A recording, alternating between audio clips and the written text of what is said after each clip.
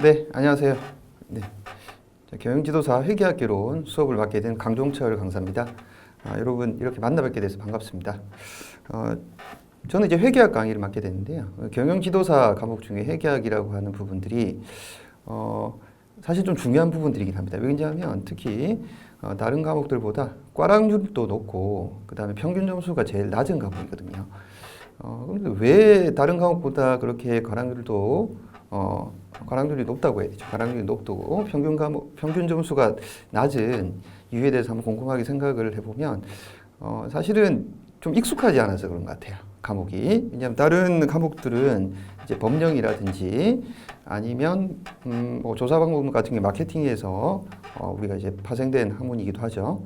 자, 이런 부분들은 실질적으로 이제 어떤 내용을 공부를 하시면 우리가 이제 실제 경험에서도 조금 접목시킬 수 있는 그런 내용들이 좀 반영이 될 수가 있는데 회계학은 지금 태어나서 한 번도 접해보지 않으신 분들 같은 경우에는 상당히 낯설거든요. 그 왜 낯서냐? 이제 회계라고 하는 건 쉽게 말씀드리면 기업의 언어입니다.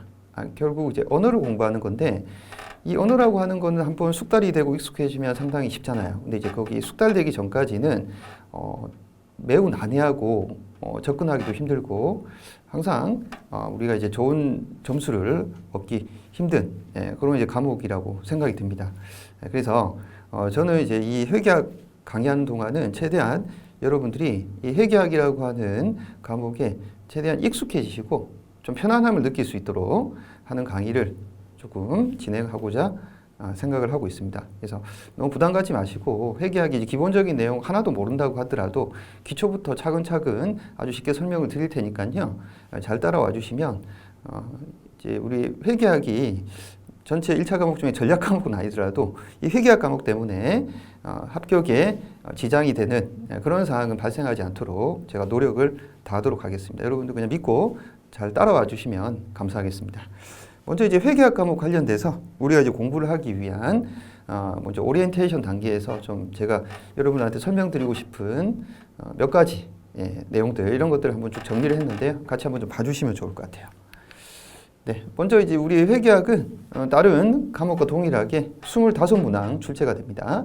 그래서 재무회계에서는 이제 20문항, 원가회계 5문항 이렇게 돼 있거든요. 그래서 우리 교재도 보시면 재무회계 파트 따로, 원가회계 파트 이렇게 따로 돼 있어요. 실질적으로 이제 구분이 되는 이유가 접근하는 방법이라든지 물어보는 내용이라든지 이런 것들이 조금 차이가 크거든요. 그래서 서로 별개의 과목이라고 생각하셔도 돼요. 하지만 이제 회계학이라고 하는 전체 과목 안에 다 포함되어 있기 때문에 각각 따로 출제가 되는 거다 이렇게 생각해 주시면 되겠죠. 그래서 이제 먼저 공부 순서는 재무회계를 먼저 하셔야 돼요. 왜냐하면 재무회계를 알아야지 원가회계 관련된 개념들도 좀 이해하기가 수월하시기 때문에 거꾸로 원가회계부터 하고 재무회계 한다 그건 힘드세요. 그래서 항상 재무회계 먼저 공부하시고 원가회계 한다 이렇게 생각해 주시고 출제 비중을 보시면 20문항, 5문항이기 때문에 재무회계가 훨씬 더 많죠. 그럼 나 재무회계만 공부할래. 어차피 나는 여기서 꽈락만 면하면 되니까. 그렇게 생각하시면 조금 이제 당견인 게 왜 그러냐면 원가회계는 계산 문제가 많이 나오는데 그 계산 문제가 뭐 상당히 난해하고 너무 어렵다 이러진 않거든요. 그래서 원가회계 조금만 준비를 하시면 이 5문항을 거의 다 맞출 수가 있습니다. 그래서 절대 포기하지 마시고 원가회계도 내가 어느 정도 공부를 하고 난 다음에 시험장에 들어가겠다 이렇게 생각을 해주시면 좋을 것 같아요. 자, 그 다음에 재무회계 같은 경우에 이론형이 9문항에서 11문항 사이, 계산형이 9문항에서 11문항 사이, 평균적으로 한 10문항 정도씩 골고루 출제된다. 그러니까 이론형은 이제 말문제죠. 그 다음에 이제 계산형 문제가 있는데, 이론형도 좀 쉬운 이론형 문제가 있고, 어려운 이론형 문제가 있습니다. 계산형도 조금 어려운 계산형 문제가 있고, 좀 쉬운 계산형 문제가 있는데, 둘 다 놓치면 안 되는 거죠.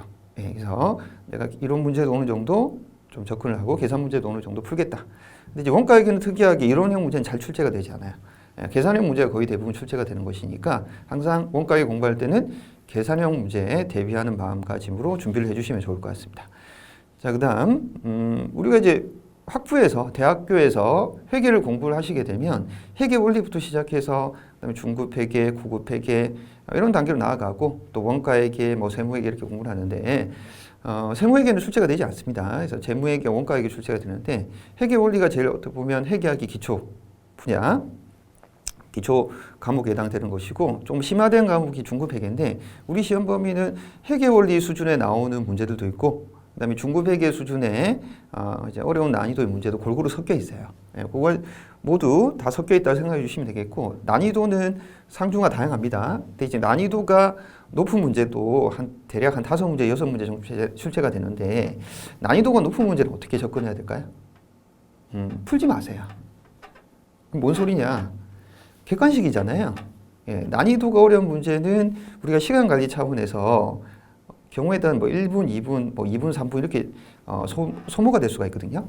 그럼 이제 2분, 3분 소모가 된 다음에 답이 나오느냐? 안 나오는 경우도 있어요. 그럼 차라리 안품만 못하는 그런 상황이 나올 수가 있기 때문에 제가 이제 항상 말씀드린 건 난이도가 높은 문제는 아예 풀지 마라. 그러면요. 난이도가 중하에 해당되는 문제가 나머지 20문제가 되니까 거기서만 충분히 맞춰도 우리가 합격하는데 전혀 지장이 없습니다.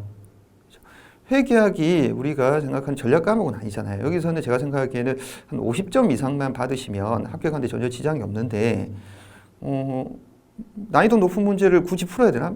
100점을 받아야 되는 시험인가요? 그게 아니잖아요. 그리고 회계학을 우리가 무슨 회계사 시험이나 세무사 시험 준비하시는 분들이 아니잖아요. 그래서 난이도가 너무 높은 문제는 어떻게 잘 찍으시면 돼요. 그래도 확률이 20%는 나오잖아요. 그렇죠? 그래서 이걸 이제 무조건 맞추려고 하지 마시고 오히려 난이도가 중하 어느 정도 난이도가 조금 낮은 문항들을 잘 선택을 하셔가지고 푸시면 충분히 합격할 수 있습니다. 괜히 이런 문제 건드려 가지고는 오히려 합격하는데 지장을 받을 수가 있습니다. 네, 그래서 그런 부분들을 좀 유념해 두셔가지고 한 대여섯 문항 정도는 내가 버리겠다. 버리더라도 그냥 마킹 안 하는 게 아니죠. 잘 찍으시면 됩니다. 그래서 그런 부분들을 좀 유념해 주시면 좋지 않을까 그런 생각이 듭니다. 이거 다 맞추려고 하잖아요. 절대 100점 안 나옵니다. 예. 그러면 회계학을 100점 받으려고 하는 순간 다른 과목들 뭐 관계법령이라든지 뭐 조사방법론이라든지 이런 부분들 이런 부분 점수를 빼먹습니다. 왜? 시간을 많이 빼먹기 때문에. 뭐가? 난이도가 높은 문제가. 네. 자, 그런 것들 유념해 주시면 좋겠고 그다음에 네 번째, 재무회계 중요 파트라고 하는 것들이 이제 유형자산과 재고자산, 무형자산, 부채, 자본 이런 부분들이 있거든요. 이런 부분이 좀 출제 문항수가 좀 많다 이렇게 생각해 주시면 되고 특히 이제 유형자산하고 재고자산은 항상 출제가 된다 이렇게 생각해 주시면 되겠습니다. 그 다음에 원가회계 같은 경우에 이제 제조 간접 원가라든지 정사원가계 CVP 이렇게 골고루 출제가 좀 되는 경향들이 있거든요. 그래서 여기는 아까 말씀드렸던 것처럼 이론형보다는 계산 문제가 주로 될 거니까 우리 교재에 나와 있는 뒤에 계산 문제들 이런 것들 어떤 식으로 출제가 되는지 보실 수 있을 겁니다. 그래서 거기 나와 있는 계산 문제 같은 거 풀어보시면 그런 패턴으로 결국 시험장에서도 문제에서 그렇게 출제가 된다 생각해 주시면 되겠습니다.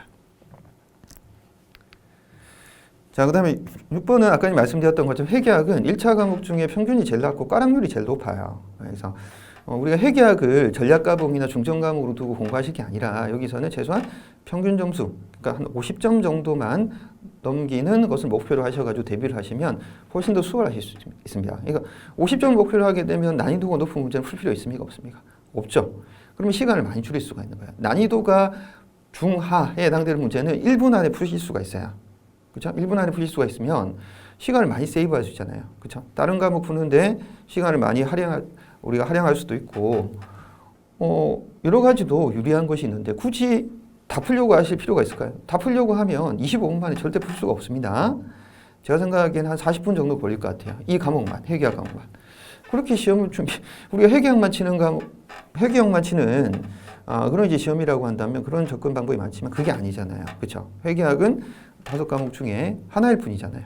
예, 그래서 그런 것들 유념해 두셔가지고 전략 과목이 아니다. 여기서는 최소한 50% 정도 점수를 따겠다. 이런 목표로 좀 준비를 해주시면 좋겠습니다. 자, 그다음 7번. 계산 문제는 절대 포기하지 마세요.